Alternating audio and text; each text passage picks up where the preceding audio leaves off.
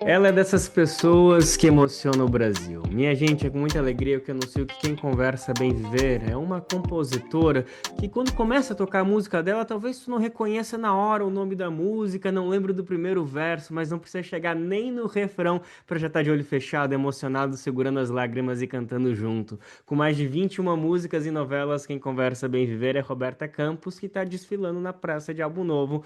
Roberta, que alegria falar contigo, obrigado pela disponibilidade, viu? Obrigada, Lucas. Prazer falar com você também. Estou super feliz agora com esse momento, né? Como você falou do disco novo, então vai ser um prazer muito grande a gente conversar hoje aqui. Coisas de Viver a Dois, que é uma releitura, digamos assim, uma continuidade, né? Uma nova roupagem de um outro álbum teu que tu já tinha lançado, Coisas de Viver, mas agora com participações peso pesado, que é basicamente a tua trajetória, né? Tu é uma dessas compositoras que, embora tenha uma trajetória muito consolidada sozinha, tu sempre caminhou ao lado de grandes nomes, que não é diferente agora desse álbum, com Elba Ramalho, Zeca Baleiro, Zélia Duncan e por aí vai. É por aí, né? Tu vai lá e convida os amigos, porque tocar música é muito mais divertido com os outros do que sozinho, né? Agora você falou uma palavra bem interessante assim para falar sobre a música e sobre o que é a música para mim, que é diversão. Eu acho que é tão gostoso assim o que eu faço, tanto que eu demorei até um pouco para sentir como um trabalho, sabe? Foi um pouco difícil assim de internalizar isso como trabalho e me dou muito bem com as pessoas porque me relaciono muito bem com elas. E eu acho que a música ela combina com isso, né? De da gente atravessar esse caminho e curtir mais essa caminhada mesmo. E para esse disco eu chamei pessoas que eu tenho uma relação assim, como de tocar junto, de fazer música, já conheci, já tinha amizade, já tinha uma afinidade. E eu sempre gosto de me juntar com pessoas com quem eu tenho uma afinidade, assim, uma relação legal. E para esse álbum foi dessa forma. É um disco que fala. Eu passei por um lugar um pouco diferente que eu vinha fazendo, escrevendo nos outros álbuns. É mais introspectivo e falo de traumas, de resiliência, de cura, de amor próprio. E ter essas pessoas comigo deu ainda mais força a essas palavras, a essa história que eu conto no disco. Então é isso, eu estou muito feliz assim de todo mundo ter topado entrar nesse álbum comigo e atravessar esse caminho junto. Todo mundo topou. Não teve ninguém que recebeu o Então, convite e topou. não topou, que tu não quer falar o nome pra não ficar chato aqui. Não, mas não teve, assim. E essas músicas, quando eu decidi fazer o disco, eu já imaginei as vozes, sabe? Então eu era muito certeira. Meio que a música me soprou assim no ouvido para que eu escolhesse essas pessoas. Ei, Roberta, e eu falei o nome de algumas pessoas aqui que são, no geral, artistas até com mais trajetória que tu, para não falar mais velhos, né? Porque a gente sempre escolhe as Aham, palavras com respeito aqui. Mas, né, no caso, a Elba, o Zeca, a Zélia, são artistas que já têm uma trajetória mais longeva, que estão mais tempo que tu, mas não são só eles, sim, pelo contrário, tu também trouxe artistas mais novos que você, que estão com uma trajetória também. mais recente, o JP, Tuyo, né, o grupo Tuyo, a Cato, Mário Freud. Então, Mário isso também é um Flores. outro destaque que tu também gosta de transitar com quem já está consolidado, mas ao mesmo tempo tu respira esse novo ar da nova geração. É que eu acho que, no caso, a música, eu fui escolhendo ali pelo que combinava com a música, independente do tempo que estava aí, que já tá ou não, sabe? Que nem a Cato é mais um pouco na minha época, ser mais contemporâneo. Mas é uma pessoa que a gente já era amiga há muito tempo, sabe? Há mais de 10 anos, assim. Então já tinha essa relação.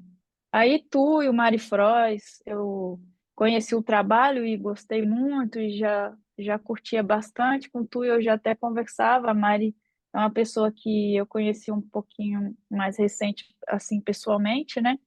Mas eu já curtia também o trabalho que ela vem fazendo, as coisas que ela compõe, a voz. Acho que a voz combinava muito, né? Combinou muito para essa música. E, e os demais são referências, né? A Elba, a Zélia e o Zeca são referências para mim de que eu já ouvia e já. já gostava, e com certeza tem um traço assim na minha música que são deles também, de coisas que eu já acompanhava da carreira deles e a forma de construir a música e tal. Tuyo, eu já conversava também, tinha um tempo, a gente já estava se namorando. Então é todo mundo assim, né? Família. Já Uhum. estava todo mundo em casa. E Roberta, como que funciona pra ti? Tu falou, né, no início que música pra ti é diversão, tá nesse lugar tão bonito, tão sagrado que a gente busca nos nossos afazeres, seja do trabalho ou qualquer outra coisa que a gente se dedica na vida. Mas eu queria te ouvir um pouquinho como que é a tua relação com a parte ruim da música, com o mercado, com essa parte mais Sim. burocrática, com não sei, a pressão de empresários e empresárias que Uhum. tentam sempre colocar a música em um determinado trilho. E tu é uma artista que eu imagino que deve estar, não sei se diariamente, mas com uma certa frequência nessa luta, porque tu é uma hitmaker, como a gente gosta de falar pro pessoal Obrigada. de fora, né? Tu chega lá e lança uma música que emplaca na novela e de repente tá todo mundo cantando. Tu sente uma pressão de, gente, o meu próximo tem que ser também uma música de novela, também tem que ser uma música que chame atenção. Como que fica essa tua luta com poder simplesmente compor o que tá vindo? Ao mesmo tempo sabendo que, sabe, se não emplaca, é um sinal vermelho. Sim.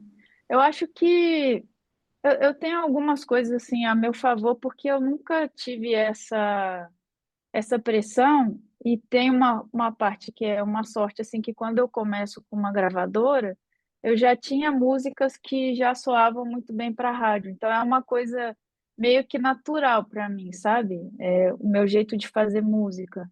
É, já tem eu sempre tive uma abertura muito grande assim para rádio, para novela, então não foi sofrido, eu nunca tive que seguir nada assim. Sempre fiz os meus discos e as minhas músicas foram entrando nos trabalhos. Agora, é, na questão de empresário também, nunca tive muito essa questão. E agora eu tenho meu escritório, né? Que sou eu e a Marina, minha empresária, mas a gente trabalha junto. Então eu estou sempre também sentindo o que eu quero fazer, e a gente conversa e segue assim. Esse disco mesmo não teve nada pensado nesse quesito assim de música para rádio. Aí teve até a música que é a Gerbera, que foi o single da versão anterior, né? Mas ela, por si só, assim, ela nasceu nos últimos minutos que eu resolvi trocar por uma música que eu ia gravar e achei que não tinha a ver com o que eu tô falando nesse disco. Resolvi trocar e fiz a música. Tava aberto o portal da criatividade, assim, a criatividade muito aguçada. Eu cheguei do estúdio e estava fazendo uma guia e veio a ideia da música Gerbera. E ela é uma música um pouco mais para rádio, assim, então de cara já sabia que ia ser ela, mas não foi pensado, sabe? E essa questão dessa cobrança, assim, eu nunca tive. E hoje mesmo, da forma que está o mercado, você vê que eu poderia nem ter feito o disco, né, o álbum, e ficar soltando singles. Mas eu ainda mantenho essa vontade porque eu tenho uma história para contar. Eu tenho muita coisa para dizer assim, e acho importante reunir todas essas histórias e esse momento que eu quero falar sobre mim dentro de um disco. Não consigo reunir apenas em algumas músicas. Então, para mim é bem tranquilo nessa parte. E eu sei que tem muita coisa assim do mercado, que acaba sendo uma cobrança meio que, vamos dizer, velada assim, pelo jeito que as coisas estão sendo lançadas e a forma que as pessoas consomem a música, né? Mas eu acho que o tanto que a minha música ela vem de um lugar verdadeiro, assim, que a conexão com as pessoas ela é diferente também. Então não é uma coisa que segue essa velocidade, sabe, do mercado, assim. Então eu tenho o meu público e as pessoas que consomem a minha música que tem uma forma também de ver e sentir a música mais parecida com o que eu entrego. Roberta, vamos aproveitar e falar um pouquinho mais dessas delicadezas, assim, que a gente sabe que o afazer da música traz, para também te ouvir um pouquinho sobre a tua relação com o machismo dentro desse mercado que a Uhum. gente sabe que, enfim, está impregnado em toda a sociedade e o Sim. mundo da música não é diferente. E a gente sabe que, por exemplo, dentro desse universo, o lugar da mulher está estipulado que é cantora, né? A gente Uhum. vê como as mulheres têm que quebrar barreiras para poder pegar o instrumento, principalmente se é um instrumento de percussão, violão também, mas a gente, enfim, tem um pouquinho Sim. mais de passabilidade, mas quando é, sabe, um teclados de sopro, parece que ela tá desbravando o mundo para poder se Uhum. reafirmar nesse direito de ser uma mulher, por exemplo, Sim. instrumentista.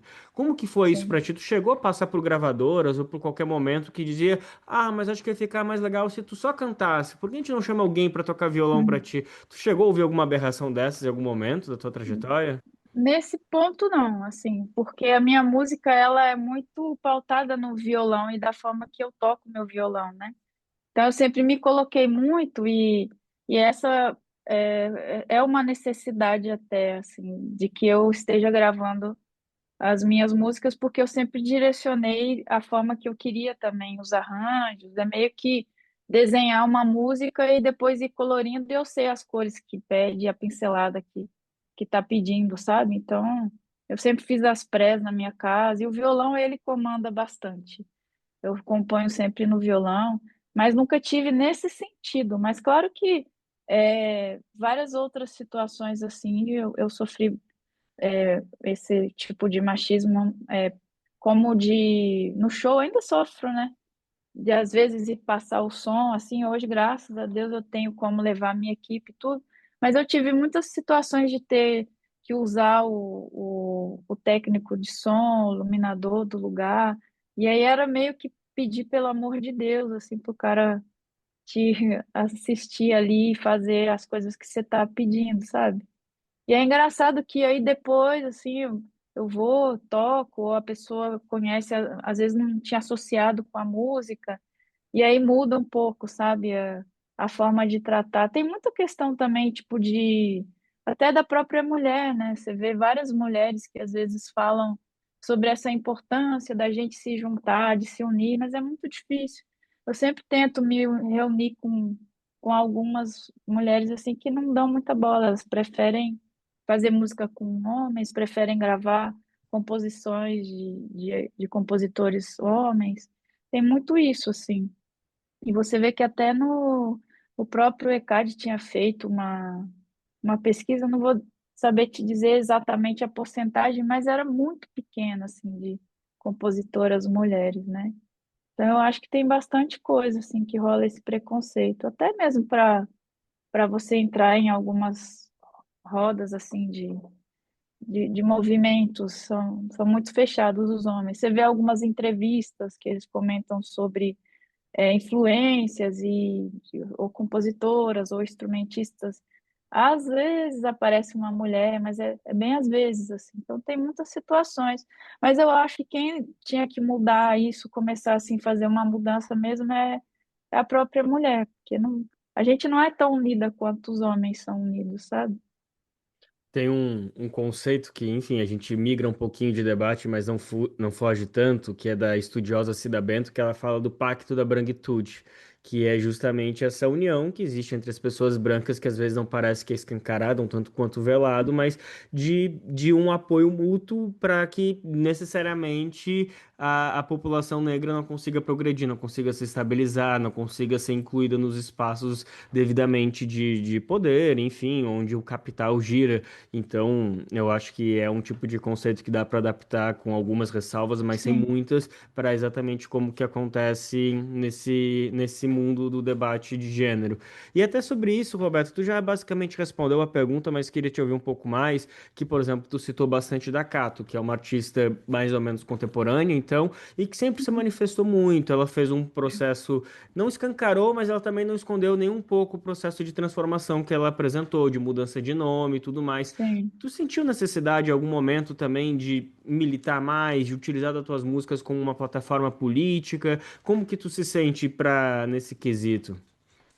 Então, eu nunca senti essa necessidade, ou talvez eu acho que eu não posso dizer melhor assim, que eu não tenho esse preparo, não me sinto preparada para isso, sabe? E eu acho que é uma coisa que é de tanta responsabilidade, e eu prefiro falar do que eu entendo, assim, com propriedade, que é da música mesmo. Então, eu prefiro usar a música e a minha fala para falar das coisas que a gente pode mudar no dia a dia e que acaba levando também para uma escolha política, né? O jeito que a gente vive, o jeito que a gente respeita o outro, os nossos princípios. Eu acho que a partir disso a gente tem escolhas melhores e consegue ver o que a gente deseja para a gente e para os nossos, assim. Então, eu prefiro dessa forma, assim, eu aplicar para as pessoas o amor próprio, né, o respeito. Acho que o mundo está muito agressivo, assim, então acho que a gente tem que olhar um pouquinho mais para o lado e ter um pouco mais de paciência e amor pelo outro também. Eu acho que tudo começa assim, nesse lugar. A internet, que é um local tão próspero, principalmente para artistas, né? Eu acho que ela conseguiu fazer uma democratização desses artistas que não necessariamente têm uma gravadora e conseguiram expor o seu trabalho nacionalmente, às vezes até internacionalmente, com uma gravação caseira, uma coisa mais simples, mas que já foi o bastante para viralizar. É também esse mesmo Uhum. canal, no caso a internet, para disseminação de tanto ódio, né? De que muito disso que tu Sim, está falando é uma sensação latente, porque o ódio está chegando. Talvez ele sempre estivesse aí, mas agora ele está chegando sem filtros, porque a internet justamente é, gosta quando o ódio ele propaga, né? As redes sociais são voltadas para o ódio ser propagado. Então, acho que tem um susto coletivo também de ver, meu Deus, gente, é tanto ódio que talvez a maior militância que eu posso fazer é só dizer, calma, gente, vamos se olhar com é mais isso. amor e ternura. É, tanto que às vezes, assim, eu tenho poucos haters e tal, mas sempre aparece uma pessoa, assim, falando alguma coisa. Esses dias mesmo, eu participei do show do Guilherme Arantes. E foi, assim, maravilhoso, super emocionante, sabe? E daí, até o pessoal da casa onde foi o show aconteceu, eles postaram, me pediram para aceitar no perfil também. Aí estava lá no meu perfil, fui acompanhando todos os comentários. E teve uma pessoa que escreveu alguma coisa até relacionada a ele, assim, tão grosseiro, sabe? E não condizia ali com aquilo que a gente estava vivendo e que aquele vídeo estava passando. Aí eu fui ver, falei, nossa, não é possível que essa pessoa me segue. E daí eu fui e respondi, falei, nossa, eu nem tô acreditando assim que você é um fã meu, porque os meus fãs, eles nunca falariam uma coisa tão grosseira assim. E se eu fosse você, já que ainda tem como fazer isso, apaga esse comentário. Aí até esqueci, assim, depois eu fui ver, tinha uma mensagem para mim assim no direct, aí ele pedindo desculpa e falou que repensou e que realmente foi muito infeliz e não tinha necessidade de falar aquilo. Então, eu acho que isso transforma, sabe? Com certeza, em um outro momento que ele possa passar assim pela cabeça de fazer um tipo de comentário desse, ele vai ver que está perdendo tempo, sabe? Que a gente tem que se apegar às coisas que a gente gosta. E se ele não gostou, é só ele passar direto. Não precisa ter essa grosseria assim e querer agredir por nada. Olha, Roberta, esse teu case de sucesso de conseguir fazer essa conversão aí, se chegar na mão de alguns marqueteiros políticos em 2026, vai ter gente que vai te chamar para ajudar na campanha presidencial aí, ó, porque caramba, fazer alguém mudar de opinião na internet dessa maneira realmente tem sido Mas não raro. foi a primeira vez, assim. Desculpa, até te cortei, mas Não? não foi a primeira vez. Algumas vezes, que às vezes eu até deixo pra lá, mas isso eu olhei e falei, não é possível, não entendeu nada, sabe? A gente assim emocionado, o vídeo tão bonito, tal. Aí a pessoa escrever isso assim, então. Mas às vezes acontece, já tiveram outras ocasiões que eu fiz isso, que eu achei necessário falar, porque eu achava que a pessoa não tinha pensado direito, sabe, para escrever aqui. Ei, Roberto, o tempo tá acabando. Queria só mais duas perguntinhas, só pra gente Sim. não perder o balaio. Primeiro, eu queria que tu falasse um pouquinho da tua origem de Caetanópolis, interior de Minas Gerais. Eu É. vou ser sincero que eu não conhecia a cidade, fui conhecer agora pra entrevista. Aham. Queria que tu falasse o que que tu trouxe de Caetanópolis que tá na tua música. A minha essência, né? Eu acho que é o principal de tudo, assim. Eu vivi lá. Na verdade, assim, Caetanópolis, é até que a cidade de Clara Nunes também. É uma cidade que era um bairro de Paraopeba, que eu somente nasci, é separado por uma ponte. Então, assim, a gente vive nas duas cidades, vive as duas cidades, né? Mas eu morava em Paraopeba, que tem 20 mil, 23 mil habitantes, mais ou menos. E eu fiquei até então, eu tô aqui há quase 22 anos, eu fiquei 26 anos lá. Então a minha essência foi toda formada ali naquela cidade. Então sou muito aquilo, né? Eu acho que é muito importante isso, assim, a gente trazer a nossa essência. Então a minha música é muito Minas Gerais, ela é muito aquela simplicidade, é muito naquele tempo, com aquele afeto, sabe? E tem muito disso nela. Eu acho que sempre vai ter esse traço, assim, ainda que eu viva em São Paulo, o tempo, daqui a pouco eu vou estar mais tempo aqui, já conheci um monte de lugar no mundo, assim, mas a minha música, ela sempre vai ser a minha essência. São Paulo te transformou, mas só um pouquinho, não bastante. Ah, eu acho que o bastante que me transformou assim não foi exatamente São Paulo, né? Foi essa coisa de eu me entender aqui, talvez. Mas é mais uma transformação minha comigo mesmo do que a cidade em si. Eu acho que ela te chama para isso, né? Para a gente olhar mais para si, para entender mais se entender mais no mundo, assim, tem muita coisa aqui. E esse fato de ficar longe da minha família também. Eu acho que tem muita coisa que acaba chamando a gente para crescer e para se entender, e isso é transformador. Sim. Que bonito. Ô, Roberto, agora sim, para fechar, eu queria te ouvir só sobre literatura. Pesquisando um pouquinho, eu vi que tu é uma Uhum. amante das letras, que lê bastante. Até fico Sim. impressionado como uma pessoa consegue ler tanto e Ah, compor, e escrever e gravar, que a gente sabe que é uma demanda gigante, né? É, todo esse processo, mas foram, o quê? Mais de 25 livros que tu leu em 2025, alguma coisa assim, né? ano passado eu li bastante. É relativo, né? O ano atrasado eu li bastante, o ano passado eu li muito mais.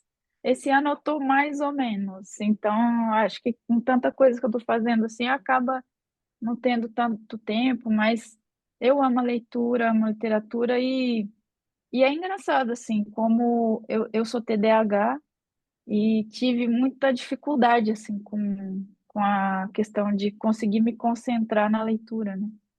Então, eu fiz um exercício, fui procurando ferramentas até encontrar uma forma de me conectar ali nos livros e me concentrar, que foi uma playlist, sempre uso uma playlist de violão instrumental.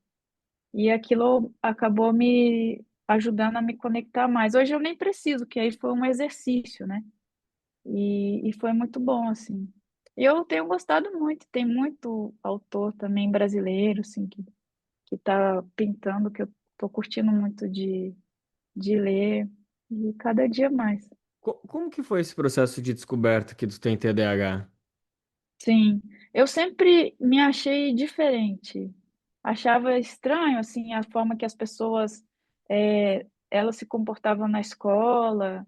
É, não sei te explicar direito. Eu nunca me achei burra, mas e também e nunca achei que eu tinha dificuldade, mas eu achava que é diferente a minha forma de aprender as coisas e de entender também. E eu tinha o que mais me incomodou, que isso eu até driblava, assim, porque eu sempre consegui fazer as coisas e tal, mas foi dormir assistindo filme. E daí eu percebi que as pessoas não queriam mais, assim, ir no. Tipo, a minha esposa, eu perguntei por que que a gente não tá indo mais no cinema, né? Ela falou, ah, você dorme. Aí eu fiquei super incomodada, falei, como assim? Não estamos indo no cinema porque eu durmo, mas estava ali super empolgada com o filme e tal, e o ápice, o melhor momento, assim, eu dormia, eu não entendia muito por quê, o cérebro só desligava mesmo. E daí eu comecei a pesquisar bastante, assim, e daí vi a Ana Beatriz Barbosa falando sobre ela mesmo, que ela tem TDAH e como que funcionava, assim, como que é o cérebro dela, as coisas e tal.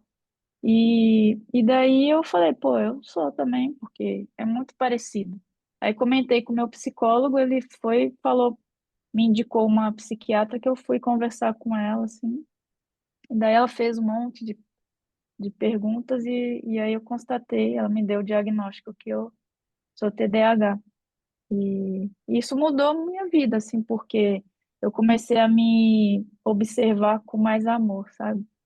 E entender que às vezes o que eu tinha era uma dificuldade e não era nada de ruim, assim, como às vezes eu me cobrei, sabe, de desorganizar ou não conseguir prestar atenção, ou até mesmo o fato de dormir, né? Assistindo um filme e tal.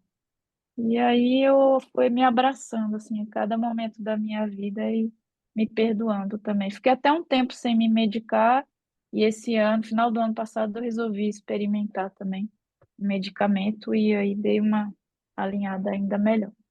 Poxa, que importante esse teu relato, Roberto. Tenho certeza que muita gente que está nos ouvindo, de alguma maneira, está se identificando com esse teu processo de descoberta e algumas outras pessoas talvez estejam se incentivando a dar essa vasculhada que é fundamental para a gente se entender melhor e principalmente derrubar preconceitos e barreiras, né?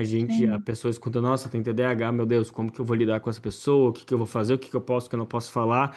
E quanto mais a gente uhum, conseguir popularizar e quebrar os tabus, enfim, tende a ajudar a sociedade como um todo, não só as pessoas com TDAH, mas principalmente todo mundo a conseguir ter mais essa empatia. Minha gente, essa sim, foi com Roberta certeza. Campos. Desculpa, quer complementar? Não, eu falei com certeza, porque na verdade, assim, a gente às vezes se cobra muito, né? E assim, é importante sempre se entender e mudar os hábitos e tal, mas saber quem você é o mais importante de tudo, né? Eu É acho que é isso. isso. Para mim foi muito importante, porque eu sou várias coisas, sou isso também e tá tudo bem. E assim eu tenho um olhar comigo assim de uma outra forma e vou me ajudando assim, saber como eu funciono e como eu posso funcionar melhor também. Essa foi Roberta Campos, minha gente. Que alegria ter falado contigo. Ela que está desfilando na praça de álbum novo. Escutem Coisas de Viver a Dois, inclusive na Rádio Brasil de Fato. Obrigado pelo teu tempo, parabéns e até breve, viu? Obrigada, Lucas. Até breve, foi um prazer falar com você.